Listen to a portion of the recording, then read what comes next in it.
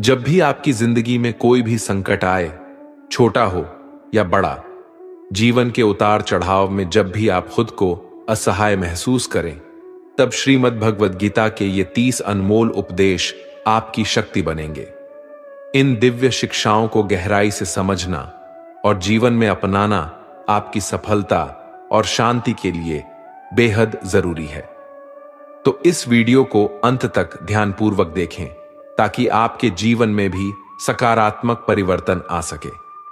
गीता का पहला उपदेश है कि जो इंसान अपने कर्मों को समय पर खत्म नहीं करता, समय की कद्र नहीं करता, उसकी जिंदगी का सारा समय व्यर्थ ही समाप्त हो जाता है, क्योंकि समय ही आपका जीवन है। अगर आप अपने समय को व्यर्थ में नष्ट करते रहेंगे और उसे गवाह देंगे तो आपको जीवन में कुछ भी हासिल नहीं होगा।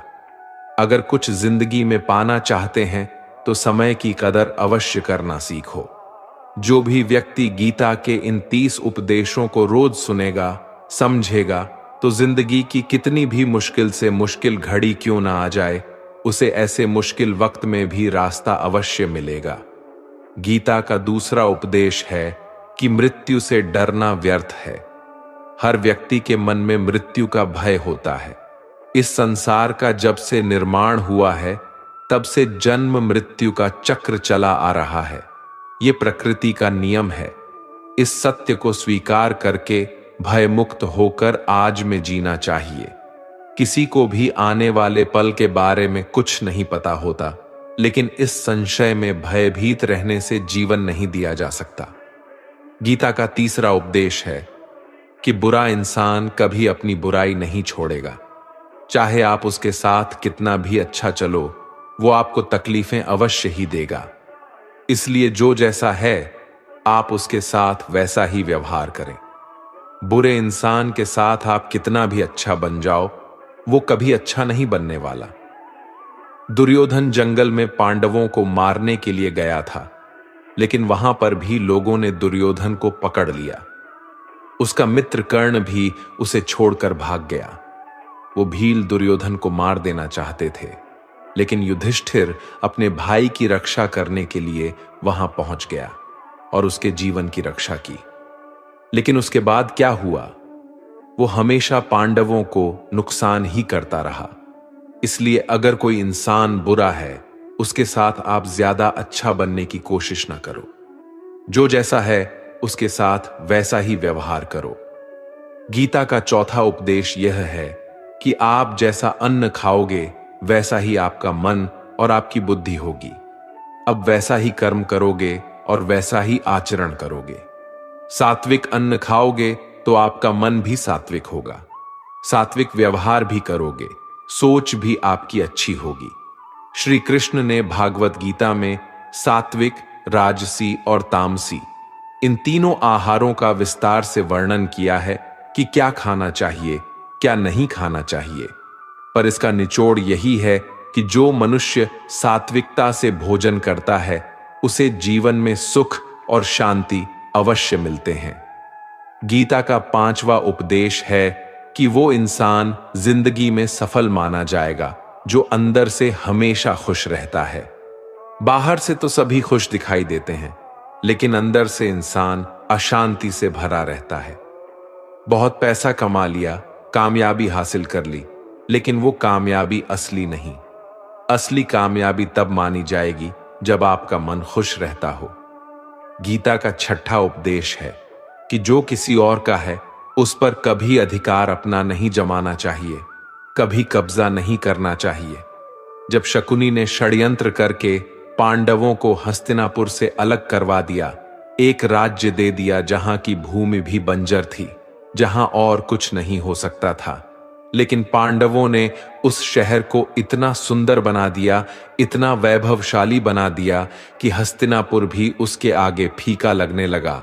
और उसके वैभव को और सुख को देखकर दुर्योधन अंदर ही अंदर जलता था, और इसीलिए उसने कई षड्यंत्र करके उनका वो खांडवप्रस्थ भी उनसे छीन लिया। जो चीज उनकी नहीं थी उस पर भी कब्जा किया। तो उसका आखिर में परिणाम यही हुआ कि जो चीज उनके पास थी वो भी उसके पास नहीं रही, उसे गंवाना पड़ गया। इसलिए जो आपका नहीं है कभी उस पर अधिकार नहीं जमाना चाहिए। गीता का 7वां उपदेश है कि चाहे कितना भी बुरा वक्त आ जाए, लेकिन जो इंसान जिंदगी में कभी हिम्मत नहीं हारता वो सब कुछ हासिल कर सकता है। जब पांडव लोग जुए में सब कुछ हार गए, उनको 12 साल के लिए वनवास मिला और 1 साल के लिए अज्ञातवास। वो भिक्षा मांग के अपनी जिंदगी को पालते थे। भयानक जानवरों के बीच जंगलों में भटकते रहते थे, लेकिन इतना मुश्किल वक्त झेलने के बाद भी आखिर में विजय उन्हीं की हुई, क्योंकि उन्होंने अपने अंदर कभी हिम्मत नहीं खोई। ऐसे ही आपकी जिंदगी में कितना ही मुश्किल वक्त क्यों ना आ जाए, लेकिन आपके अंदर अगर हिम्मत है तो जीत आपकी अवश्य होगी। गीता का 8वां उपदेश है कि जीवन में वैसे तो लड़ाई झगड़े से बचना चाहिए, लेकिन जब बात आपके चरित्र, सम्मान और अधिकार की हो तो लड़ना भी चाहिए। अर्जुन भी महाभारत का युद्ध करना नहीं चाहते थे, क्योंकि सामने उसके अपने खड़े थे, लेकिन श्री कृष्ण ने उन्हें उपदेश दिया कि यहां पर बात लड़ाई की नहीं है, तेरे सम्मान की है, तेरे चरित्र की है, तेरे अधिकार की है। जो द्रौपदी के साथ कौरवों ने भरी सभा में अपमान किया, उसे नग्न करने की कोशिश की, इतना बड़ा अधर्म किया, वो तुम्हें कभी नहीं सहना चाहिए। इसलिए बात जब आपके चरित्र पर आ जाए, आपके सम्मान पे आ जाए, तो चाहे वो अपना ही क्यों ना हो, आपको उसके साथ अवश्य ही लड़ना चाहिए। गीता का 9वां उपदेश है कि किसी पर भी आंखें बंद करके भरोसा नहीं करना चाहिए। जैसे महाभारत की कथा में दुर्योधन ने कितनी बार षड्यंत्र करके पांडवों को मारने की कोशिश की, आग में जलाने की कोशिश की, पर वो धर्म पर चलने वाले लोग बार बार उसकी बातों में आ गए। ये बात और है कि ईश्वर उनकी रक्षा कर रहे थे, पर जिसे वो अपना भाई समझ रहे थे, जिससे वो अपना सगा समझ रहे थे, जिस पे वो भरोसा कर रहे थे, वही उनकी मृत्यु करवाना चाहता था। इसलिए भरोसा करते समय अपनी आंखें जरूर खुली रखनी चाहिए। गीता का 10वां उपदेश है, जिसके साथ सत्य और ईश्वर की शक्ति है। चाहे सारी दुनिया उसके खिलाफ ही क्यों ना हो जाए, लेकिन अंत में जीत उसी की होती है। श्रीमद् भगवद गीता में कुल 700 श्लोक है और 18 अध्याय हैं। गीता का आखिरी श्लोक है, यत्रः योगेश्वरः कृष्णो यत्र पार्थो धनुर्धरः तत्र सिरिरः विजयोर भूति विधवाणी फिर मतिर्ममः। धृतराष्ट्र बार बार संजय से पूछता था कि बताओ, युद्ध में कौन जीत रहा है, कौन हार रहा है, क्योंकि उसे विश्वास था कि भीष्म पितामह मेरे पक्ष में है, गुरु द्रोणाचार्य मेरे पक्ष में है, और यहां तक कि कर्ण भी मेरे पक्ष में है, तो भला हमें कौन हरा सकता है। लेकिन संजय ने धृतराष्ट्र को कहा कि जहां ईश्वर है वहीं पर सकते हैं, और हमेशा वही जीत होती है। चाहे आपके पास कितनी भी शक्ति क्यों ना हो, लेकिन सत्य और ईश्वर जिसके लिए खड़े हो जाए, उसे दुनिया में कोई भी नहीं हरा सकता। गीता का 11वां उपदेश है कि जिसे आप सबसे ज्यादा महत्व दोगे, वो आपको कभी महत्व नहीं देंगे। आपने कभी गौर किया है कि आपका अपमान कौन लोग करते हैं कि आप जिसे सबसे ज्यादा, हद से ज्यादा महत्व देते हैं। दूसरों की इज्जत करना अच्छी बात है, पर दूसरों की अगर बहुत ज्यादा इज्जत करेंगे, उनकी नजर में आपकी इज्जत खत्म हो जाती है। इसलिए किसी को भी कभी भी अपना सब कुछ नहीं बनाना चाहिए कि तुम ही मेरे सब कुछ हो। जैसे ही आप किसी को अपना सब कुछ बना लेते हैं, तो आप उसके लिए कुछ भी नहीं रह जाते। इसलिए लोगों को इज्जत उतना ही देना चाहिए जितना वो हजम कर सके। हद से ज्यादा इज्जत देना आपकी ही बेइज्जती करवा सकता है। गीता का 12वां उपदेश है कि कभी भी किसी भी चीज की अति नहीं करनी चाहिए। कोई भी चीज हद से ज्यादा नहीं करना चाहिए। किसी से प्रेम भी हद से ज्यादा मत करना। किसी से नफरत भी हद से ज्यादा नहीं करना। हद से ज्यादा मीठा भी खराब हो जाता है। हद से ज्यादा कड़वा भी खराब हो जाता है। हद से ज्यादा आराम भी आपको बीमार कर सकता है। हद से ज्यादा खाना भी आपको बीमार कर देगा। हद से ज्यादा भूखा रहना भी आपको नुकसान ही पहुंचाएगा और हद से ज्यादा जागना भी आपको बहुत ज्यादा नुकसान पहुंचाएगा। इसलिए जीवन को संतुलन के साथ जीना चाहिए। जैसे ही आप संतुलन को खो देते हैं, वैसे ही आपके जीवन में कोई ना कोई छोटी या बड़ी दुर्घटना हो जाती है।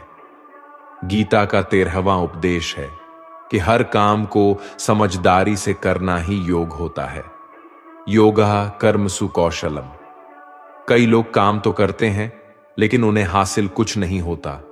बहुत लोग कहते हैं कि हम तो मेहनत बहुत करते हैं, तब भी जिंदगी में सफलता हासिल नहीं हो रही है।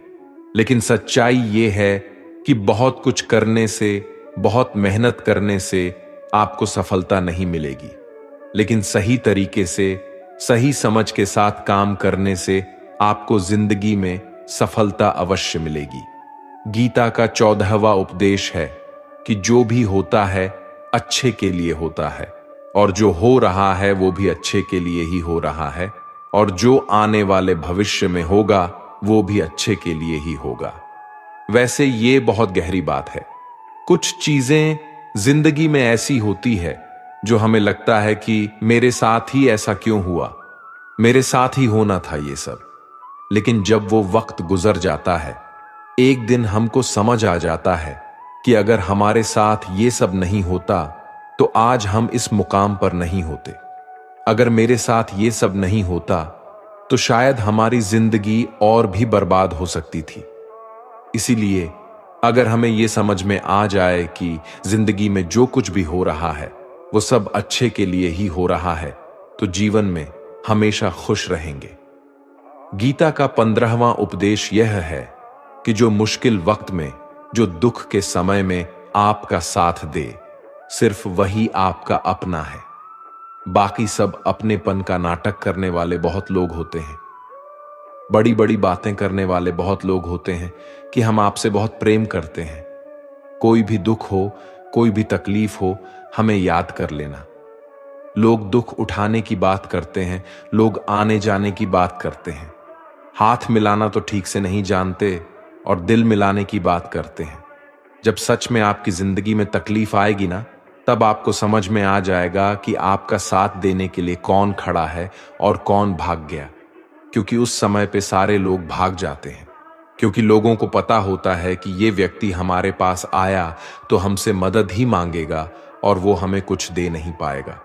लोग आपसे सिर्फ तभी रिश्ता रखते हैं जब आप उन्हें कुछ दे सकते हैं और आपसे उन्हें कुछ फायदा हो सकता है।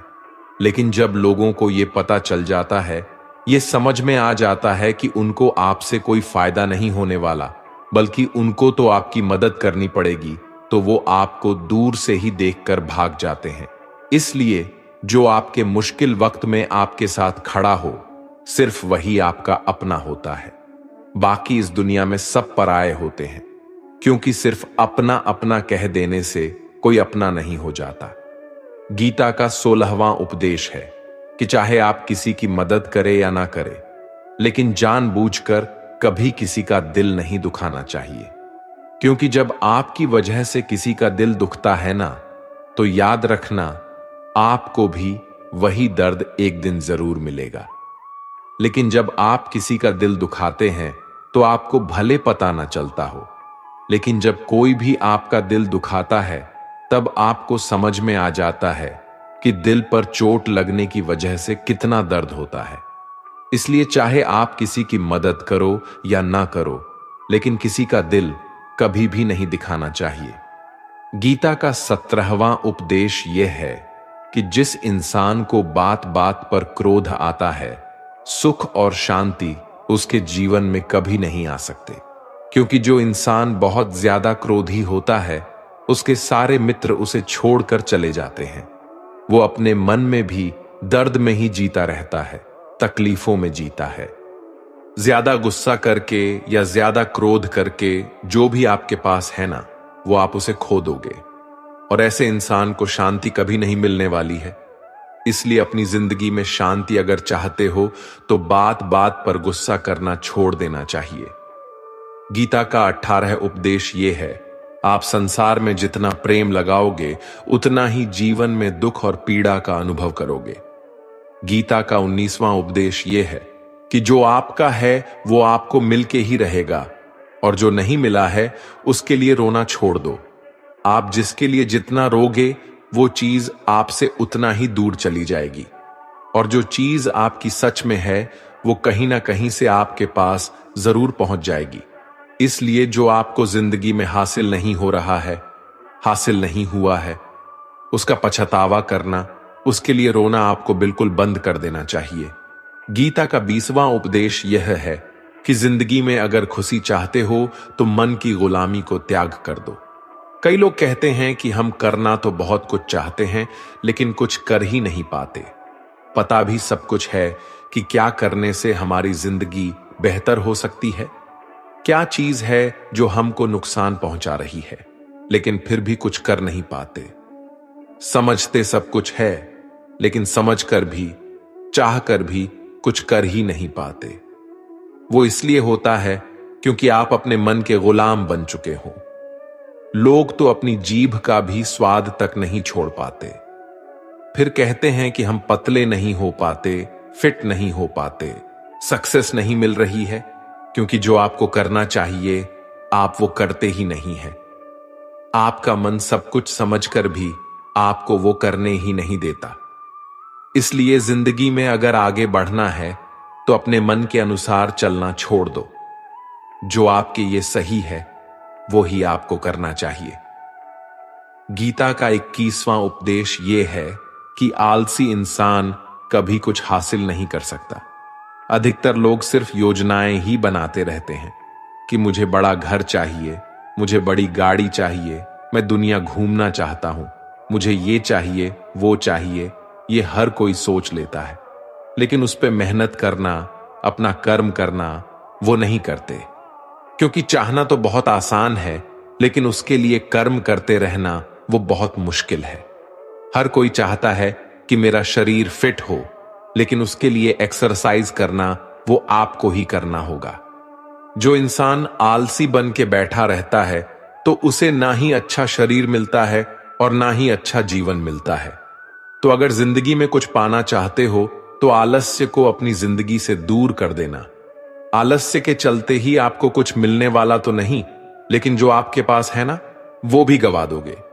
गीता का 22वां उपदेश है कि कोई भी ऐसी गंदी आदत खुद को मत लगने देना जो आपकी जिंदगी को बर्बाद कर दे। कहीं ना कहीं महाभारत का ये युद्ध एक जुआ की आदत की वजह से ही शुरू हुआ था। सारा खेल वहीं से शुरू हुआ था। एक ऐसी जुआ की लत जहां युधिष्ठिर ने अपने भाइयों को दांव पर लगा दिया, अपनी पत्नी को दांव पर लगा दिया, ऐसा जितने का नशा की अपना सब कुछ गंवा दिया। ऐसे ही हम भी अपनी जिंदगी में जब कोई ऐसी गंदी आदत लगा देते हैं, चाहे वो कोई भी हो, चाहे वो नशे की हो, मोबाइल की हो, किसी इंसान की हो, कोई गलत काम करने की हो, कोई भी गलत आदत जो आपको बर्बाद कर सकती है, अगर आप उसको नहीं छोड़ेंगे तो आपका सब कुछ खत्म हो जाएगा। इससे पहले कि आपकी आदत आपको खत्म कर दे, आप अपनी गलत आदतों को खत्म कर दीजिए। गीता का 23वां उपदेश है, जो इंसान अपनी रक्षा खुद नहीं कर सकता उसकी रक्षा भगवान भी नहीं कर सकते। श्री कृष्ण अर्जुन से कहते हैं कि तस्मात् सर्वेषु कालेषु मामनुस्मर युध्य च, यानी कि हे अर्जुन, तू हर काल में मेरा स्मरण करते रहना और युद्ध भी करते रहना। तो अर्जुन ने श्री कृष्ण से पूछा कि ये युद्ध तो कुछ ही दिनों में समाप्त हो जाएगा, लेकिन आप कह रहे हैं कि तू हमेशा मेरा स्मरण करते रहना और युद्ध करते रहना। हमेशा युद्ध करने का क्या मतलब है?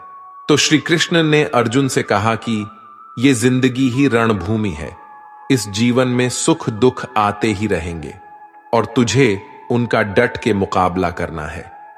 श्री कृष्ण ने यह नहीं कहा कि तू चुप करके बैठ जाना और मैं लड़ाई करूंगा। बहुत गहराई है गीता के ज्ञान में। हमारे जीवन की डोर भी संभाल के ईश्वर बैठे हुए हैं, लेकिन युद्ध हमें ही करना है। ईश्वर को याद करना है कि हे ईश्वर, मुझे शक्ति देना, मुझे समझ देना, मुझे बुद्धि देना, ताकि मैं अपनी जिंदगी की सारी लड़ाइयां जीत सकूं। मैं जिंदगी में सही मार्ग पर चल सकूं। लेकिन आपको अपनी लड़ाई खुद ही लड़नी पड़ती है। जो लोग ये कहते हैं कि हम कुछ नहीं करेंगे, सभी ईश्वर करेंगे, तो कहते हैं कि आलसी इंसान को देखकर तो भगवान भी घबरा जाता है, ये कुछ नहीं करेगा। भगवान ने बुद्धि दी है, समझ दी है। ईश्वर आपको प्रेरणा देते हैं, शक्ति देते हैं, लेकिन आपको अपनी रक्षा स्वयं ही करनी पड़ेगी। गीता का 24वां उपदेश है कि जिंदगी में धोखा अपने ही देते हैं, क्योंकि उनको आपकी कमजोरियों का पता होता है। बाहर वाला आपको धोखा नहीं दे सकता, क्योंकि उसको आपके बारे में पता ही नहीं है कि आपको चोट कहां पहुंचानी है। लेकिन जो आपका अपना है, आपका खास है, उसे बहुत गहराइयों से पता होता है कि इसकी कमजोरी क्या है। ऐसा क्या करें जिससे इसको दर्द पहुंचाया जा सके, जिससे इसको हम नीचा दिखा सकते हैं, इसको चोट पहुंचा सकते हैं। ये कलयुग है, इसमें बाहर वालों से नहीं, जो हमारे अपने हैं ना, उनसे ही सावधान रहना होता है। महाभारत का युद्ध 2 अलग अलग राज्यों में नहीं हुआ था, बल्कि एक ही परिवार के भाइयों में हुआ था। सभी आपस में एक ही वंश के लोग थे। कितनी बार दुर्योधन ने जहर देकर भीम को मारना चाहा। न जाने कितनी बार दुर्योधन ने पांडवों को जान से मारने की कोशिश की। वो उसका कोई पराया नहीं था, बल्कि उसका भाई था। सारी लड़ाइयां घर के अंदर ही होती हैं, बाहर कौन लड़ेगा? हमसे घर में ही सारे झगड़े होते हैं। तो आपको चोट सिर्फ वही लोग पहुंचा सकते हैं जो आपके अपने हैं। आपको धोखा सिर्फ वही लोग दे सकते हैं जो आपके अपने हैं। गीता का 25वां उपदेश यह है कि आप वो मत करो जो सभी करते हैं, बल्कि वो करो जो आपके लिए सही है। स्वधर्मम निधनम श्रेय, भारत धर्मो भयावह। श्री कृष्ण ने अर्जुन से कहा कि एक जो तेरा कर्तव्य है, जो तेरे लिए सही है, जो तुझे करना चाहिए वो कर तू। कभी भी वो काम मत कर जो दुनिया कर रही है। क्योंकि अर्जुन श्री कृष्ण से कहने लगा कि ऐसे भयंकर युद्ध में पढ़ने से अच्छा है कि मैं सन्यासी बन जाऊं। तो श्री कृष्ण ने अर्जुन से कहा कि सन्यासी बनना तेरा कर्म नहीं है, तेरा धर्म नहीं है, क्षत्रिय है तू। कर्म और तेरा धर्म यही है कि तू अधर्म का नाश कर, धर्म की रक्षा कर। ऐसे ही हर इंसान का एक अलग कर्तव्य होता है, एक अलग ही मार्ग होता है। तो कभी भी उस मार्ग पर मत जाना जहां सारी भीड़ जा रही हो। कभी भी वो काम मत करो जो दुनिया करती है, कि आजकल का ये ट्रेंड हो गया है, ये फैशन हो गया है। सब करते हैं इसलिए हम भी कर रहे हैं। सारी भीड़ यही काम कर रही है, इसलिए हम भी कर रहे हैं। अगर आप वो करोगे जो भीड़ कर रही है, तो आप भी उसी भीड़ में कहीं खो जाओगे। लेकिन वही अगर आप वो करोगे जो आपके लिए सही है, जो आपकी प्रतिभा है, तो दुनिया की सारी भीड़ में भी आप सबसे अलग नजर आओगे। गीता का 26वां उपदेश है कि किसी से भी हद से ज्यादा मोह कभी नहीं करना चाहिए। जिससे भी आप सबसे ज्यादा मोह लगाओगे, देखना वो आपको अवश्य रुलाएगा। मोह की वजह से ही आप किसी के पीछे मरते रहते हैं। मोह की वजह से ही आपको कई बार अपमान भी सहना पड़ता है, और कई लोगों को मोह की वजह से ही अपना अपमान दिखता भी नहीं है कि सामने वाला मेरी इज्जत तक नहीं कर रहा और मैं इसके पीछे मरा जा रहा हूं। वो आपकी आंखों पे ऐसी पट्टी लगा देता है कि आपको सच और झूठ दिखाई ही नहीं देता। आपको किसी इंसान का चेहरा दिखाई नहीं देता। आप जो देखते हैं, जो सुनते हैं, उसी पर यकीन करने लगते हैं। फिर चाहे आपको कितना ही दर्द मिल रहा हो, अगर आप किसी इंसान को ठीक से समझना चाहते हैं, उसकी सच्चाइयों को जानना चाहते हैं, तो उसके लिए बहुत जरूरी है कि आप उसके मोह से जल्द बाहर आ जाएं। आपका मोह आपको दुख देता है। जिस दिन मोह खत्म, उस दिन आपको किसी भी रिश्ते से कोई दुख नहीं मिल सकता, क्योंकि आपको फिर कोई फर्क ही नहीं पड़ेगा। गीता का 27वां उपदेश है कि जो आपके साथ अधर्म करे, पाप करे, गलत करे, उसे दंड जरूर देना चाहिए। अगर आप उसे सहते हैं तो वो आपके साथ और गलत करता रहेगा। अगर आप उसे सहते हैं तो उसके पाप में आप भी भागीदार हो जाएंगे। अर्जुन श्री कृष्ण से कहने लगे कि जिनसे मैं युद्ध करने जा रहा हूं, ये सब मेरे भाई हैं, मेरे गुरुजन हैं। मैं इनके सामने कैसे हथियार उठाऊं, इनको कैसे मारूं? तो भगवान श्री कृष्ण ने अर्जुन से कहा कि जिन्हें तुम अपना मानते हो वो सभी अधर्मी हैं, वो पाप के पक्ष में खड़े हैं, और अगर तुम इनका वध नहीं करोगे, युद्ध नहीं करोगे, तो समाज में और भी पाप बढ़ जाएंगे। क्योंकि जब कोई ऐसे पापियों को नहीं रोकता है तो ये और भी ज्यादा पाप करते हैं। ऐसे ही जब आपके साथ कोई गलत करता है, आपको चोट पहुंचाता है, दुख पहुंचाता है, और वही आप चुपचाप रहते हो, तो उससे सामने वाले का मनोबल बढ़ जाता है। वो आपको कमजोर समझने लगता है और आपके साथ गलत करने का वो अपना हक समझने लगता है। लेकिन जब आप उसके गलत व्यवहार को, उसके अधर्म को रोक लेते हैं, उसका विरोध करते हैं, तब वो अपनी सीमा में रहना सीख जाता है। और यही कलयुग है। अगर इस जमाने में आपको खुश रहना है तो आपको अपनी रक्षा खुद ही करनी होगी। कोई आपके साथ गलत करे तो उसको कभी नहीं सहना रहना चाहिए, बल्कि उसका सामना करना चाहिए। गीता का 28वां उपदेश है कि आज मैं जियो, हल्की चिंता करना छोड़ दो। जो भी व्यक्ति अपनी बीते हुए कल या अपने आने वाले कल में खोया हुआ रहता है, वो जिंदगी में कभी खुश नहीं रह सकता। आपको जिंदगी में खुशी सिर्फ और सिर्फ तब मिल सकती है जब आप वर्तमान में जी सके, आज के आनंद को जी सके। बीते हुए कल और आने वाले कल का कोई वास्तविक अस्तित्व नहीं होता। वो सिर्फ आपकी बुद्धि और आपके विचारों में होता है। उसे सिर्फ आप अपने मन के अंदर और बुद्धि के अंदर जीते हैं। उसकी कोई वास्तविकता इतनी नहीं होती। उसे सिर्फ आप अपने मन के अंदर और बुद्धि के अंदर जीते हैं। लेकिन जिससे आप वास्तविकता में जीते हैं, वो आपका आज होता है, वो आपका चल रहा पल होता है। अगर आप अपने मन और बुद्धि को अपने भूतकाल और भविष्य काल में अटका कर रखेंगे, तो याद रखना, आप कभी खुश नहीं रह पाएंगे। और अगर जिंदगी में खुश रहना चाहते हैं तो आज में और इसी पल में जीना सीखें। गीता का 29वां उपदेश है कि आपके सारे दुखों का कारण किसी को अपना मानना है। आप कभी गौर करना, आपकी जिंदगी के सारे दुख, सारी तकलीफें, सारी चिंताएं वहीं से आते हैं जहां आपका अपमान होता है कि ये मेरा है, ये मेरा अपना है। यहीं से आपकी जिंदगी में दुख का आना शुरू हो जाता है। इसे एक छोटी सी कहानी से समझते हैं। एक व्यक्ति के पास एक बहुत बड़ा महल था। उसने जिंदगी भर की सारी संपत्ति लगाकर उस महल को बनाया था। आसपास के शहरों के कई लोग उसके महल को देखने आते थे। कई बड़े बड़े सेठ उसके महल को खरीदने की कोशिश करते थे। इसलिए वो महल उसका अहंकार हो गया। उसके जीने की वजह था, उसका उस महल से बहुत लगाव था। एक दिन उसके महल में आग लग गई और वो कहीं बाजार गया हुआ था। जब वो घर लौट कर आया तो उसने देखा कि उसका महल तो आग में जल रहा है। अपने घर को आग में जलता हुआ देखकर उसे इतना दुख हुआ। उसने कहा, अगर ये महल नहीं रहेगा तो मैं भी जिंदा नहीं रहूंगा। अगर मेरा महल ही जलकर राख हो जाएगा तो मैं जीकर क्या करूंगा। वो भी उसी आग में छलांग लगाने की कोशिश करने लगा।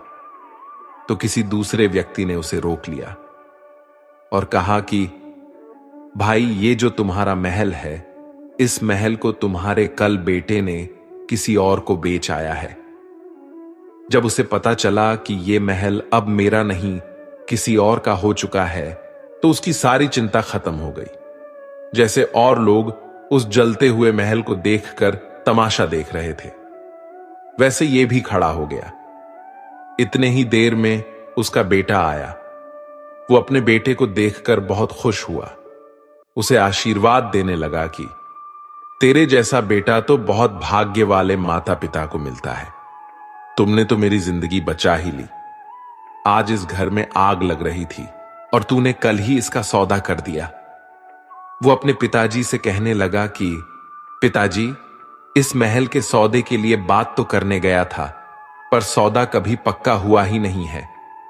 जब उसके पिता ने यह सुना कि अभी इस महल का सौदा हुआ ही नहीं है, तो वो दोबारा से फूट फूट कर रोने लगा और अपनी छाती पीटने लगा। महल वही है, इंसान वही है, लेकिन जब महल मेरा है तब वो दुख भी देता है, खुशी भी देता है।